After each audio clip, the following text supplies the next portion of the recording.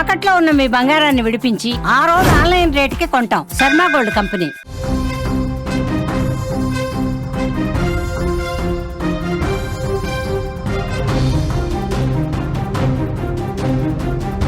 ఒక మహిళని 10 ముక్కలుగా నరకాల్సిన పగ ఎవరికి ఉంటుంది?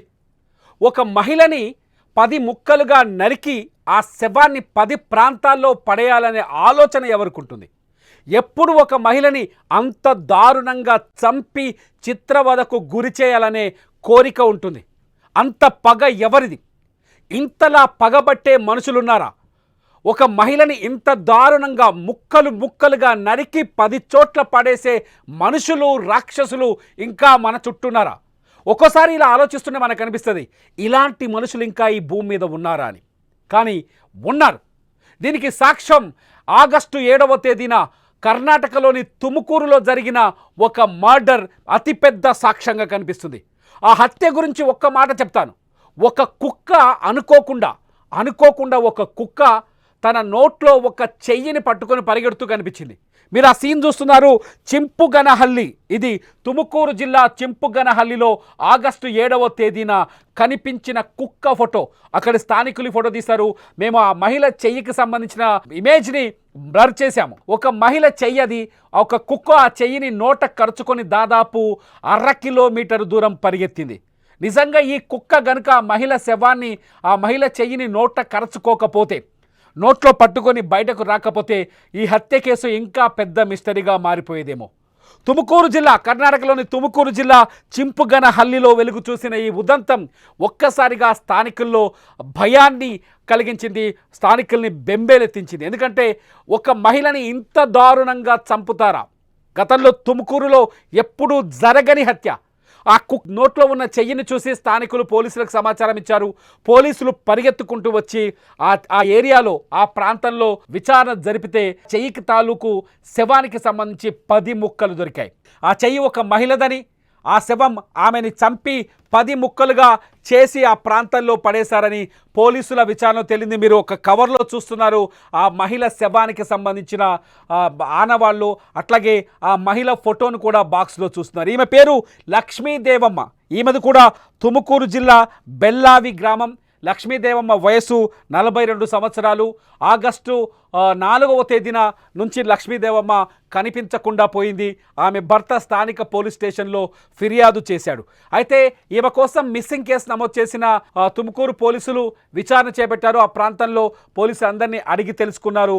కానీ ఆమె ఆచూకీ దొరకలేదు. ఊహించని విధంగా తుముకూరు జిల్లా చింపుగనహల్లిలో ఊహించని విధంగా ఈ మహిళ శవాన్ని కుక్క గుర్తించింది. ఒక ఊర కుక్క ఇది, స్థానిక విలేజ్కి సంబంధించిన డాగ్. అదేం చేసిందంటే చెట్ల పొదల్లోకి వెళ్ళి మనిషి శవం వాసన, ఆమె శవం అప్పటికే కుళ్ళిపోయిన వాసన వస్తుంది. ఆ వాసన చూసి నోటిలో ఆమె శవానికి ఆమె చెయ్యిని నోట కరుచుకొని పరిగెత్తుకుంటూ రోడ్డు మీదకు రావడంతో ఈ వ్యవహారం వెలుగులోకి వచ్చింది. లక్ష్మీదేవమ్మ ఒక సాధారణ గృహిణి. ఆమెకు ఎటువంటి విభేదాలు కూడా లేనట్టుగా తెలుస్తోంది. ఆమె భర్త ఆగస్టు 4వ తేదీనే ఈమె మిస్ అయినట్టుగా కేసు పెట్టాడు. కానీ ఈమెని ఇంత దారుణంగా చంపింది ఎవరన్నది ఇంతవరకు బయటకు రాలేదు. ఈ కేసు విచారణని ఏకంగా తుముకూరు జిల్లా ఎస్పీ చేపడుతున్నారు. ఎస్పీ చూస్తున్నారు. స్వయంగా జిల్లా ఎస్పీయే ఈ కేసును విచారిస్తున్నారు. గతంలో ఎప్పుడు ఎక్కడా చూడని స్థాయిలో, ఎక్కడా ఇటువంటి మర్డర్ చూడని స్థాయిలో ఇక్కడ లక్ష్మీదేవమ్మ దారుణ హత్య జరిగింది. లక్ష్మీదేవమ్మని చంపడం వెనుక ఎవరి హస్తం ఉందన్నది ఇప్పుడు అతిపెద్ద చర్చగా మారుతుంది. తుముకూరులో గతంలో ఇటువంటి సిచ్యువేషన్ ఎప్పుడు కనిపించలేదు.